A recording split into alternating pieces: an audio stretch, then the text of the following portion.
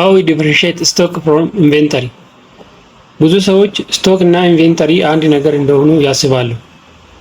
ነገር ግን በመጋዘን አስተዳደር ውስጥ አንድ አይደሉም። ጤና ይስጥልኝ ውድ የቱሌቱ ቻናል ቤተሰቦች። በስቶክ እና በኢንቬንተሪ መካከል ያለውን ልዩነት ማወቅ ንግድዎን ካልተጠበቁ አላስፈላጊ ወጪዎች ሊታደግ እንደሚችል ያውቃሉ? እንዴት እንደሆነ አብረን እናይ።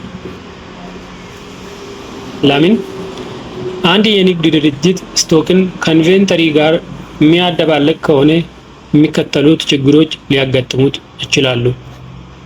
1. ከመጠን በላይ ቁሳቁሶችን ማዘዝ፣ ለደንበኞች የሚቀርቡ ምርቶች ማለቅ፣ አላስፈላጊ እቃዎችን ማከማቸት፣ የመጋዘን ወጪዎች መጨመር፣ የተሳሳቱ የሽያጭ እና ግዢ ውሳኔዎችን መወሰን።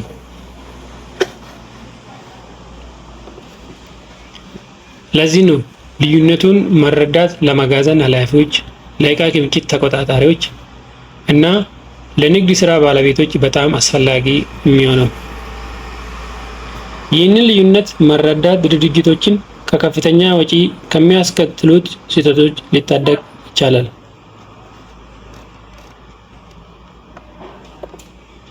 አሁን ዋና ዋና የኢንቬንተሪ አይነቶችን እናያለን።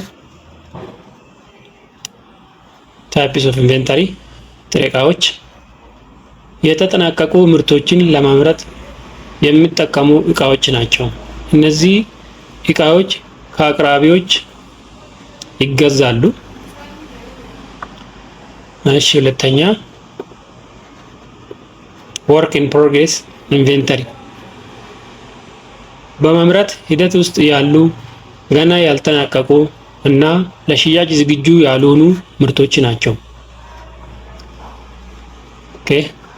ሶስተኛ ፊኒሽ ጉድስ ኢንቬንተሪ ለሽያጭ ዝግጁ የሆኑ ወይም የተጠናቀቁ ምርቶች ናቸው። አሁን በቀላል ዘዴ ላስረዳችሁ። ውድን ሎከር ክራፍቲንግ ፕሮሰስ የእንጨት ቁም ሳጥን አሰራር ሂደት ውስጥ ከመጀመሪያው የጥሬ ዕቃ ዝግጅት እስከ መጨረሻው ምርት ድረስ በዝርዝር ብናየው በቀላል ዘዴ ልንረዳ እንችላለን። 1. ዋና ዋና ጥሬ ዕቃዎች። ዋና ዋና ጥሬ ዕቃዎች ምን ምን እንደሆኑ እናያለን። ቁም ሳጥንን ለመስራት የሚያስፈልጉ ጥሬ ዕቃዎች ናቸው። ዋና ዋና ጥሬ ዕቃዎች የሚባሉት ምን ምን እንደሆኑ ደግሞ እንደሚከተሉ ይሆናሉ ማለት ነው። ሮ ማቴሪያል ኢንቬንተሪ አንደኛ እንጨት ነው። ማጠፊያ፣ ብሎኖች፣ ምስማሮች፣ ቀለም፣ ፒንክ ነገር ማለት ነው እዚህ ጋር የሚታየው መስታወት እና ኮላ። እነዚህ ምንድን ናቸው? ዋና ዋና ጥሬ ዕቃዎች ማለት ነው። ምን ለመስራት ነው የሚያስፈልገው? አረ ንገሩኝ። ሎከር ለመስራት ማለት ነው። ያንዳንዱ ጥቅም ደግሞ አብረን እናያለን። እንጨት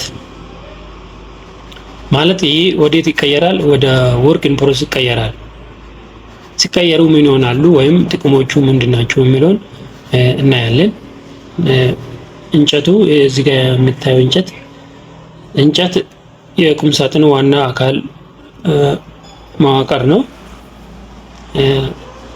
ምስማሮች እዚህ ጋር የሚታዩት ምስማሮች ክፍሎችን እርስ በርስ ለማያያዝ ነው የምንጠቀመው።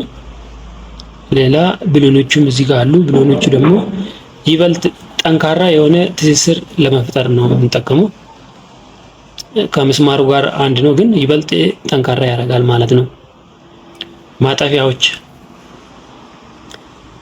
ማጠፊያዎች ደግሞ ለቁም ሳጥኑ በሮች የምንጠቀመው በሩን ለማያያዝ ማለት ነው ከግድግዳው ጋር። እዚህ ጋር ቀለም አለ። ቀለም ደግሞ ለመጠናቀቂያ ውበት እና ለጥበቃ ነው።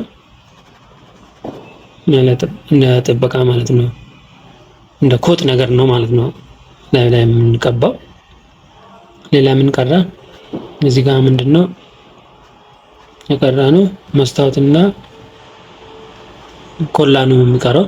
መስታወት ለጌጥ ነው፣ ለጌጥ በውስጥ በኩል አስደግፈን የምንጠቀመው ማለት ነው። ሌላ ኮላ ነው። ውድግሉ የኮላ ጥቅም ደግሞ ማገጣጠሚያዎችን ለማጠናከር ነው የምንጠቀመው። እነዚህ ሮ ማቴሪያል ለዚህ የምንጠቀም ከሆነ ቀጣይ ደግሞ ምን ይሆናል? በሂደት ላይ ያሉ ስራዎች የቅድሙ እንጨት ተፈልጦ ተቆርጦ ወዴት ነው የሚቀየረው? ወደ ጣውላ ተቀይሯል ማለት ነው። ዛር ወርክ ኢን ፕሮግሬስ።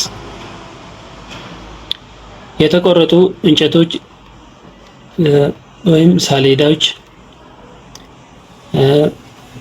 ሌላ እዚህ ጋር የተገጣጠሙ የተወሰኑ አካሎች አሉ። እዚህ ጋር ያላለቀ ቁም ሳጥን አካል እዚህ ጋር ተሰርቷል። ሌላ እነዚህ ከተሰሩ በኋላ መጨረሻ ላይ ምንድነው የምናገኘው? ፊኒሽድ ጉድስ ወይም ሎከር ነው የምናገኘው። ቁም ሳጥኑ ሙሉ በሙሉ ተሰርቶ ሲያልቅ እና ለሽያጭ ዝግጁ ብቻ ነው ስቶክ ወይም ፊኒሽድ ጉድ የሚባሉት። ይህ ማብራሪያ ኢንቬንተሪ ማናጅመንትን ለመረዳት አጋዥ ከሆነ ስለ ዌርሃውስ ማናጅመንት ተጨማሪ ቀላል ትምህርቶች ለማግኘት ሰብስክራይብ ያድርጉ።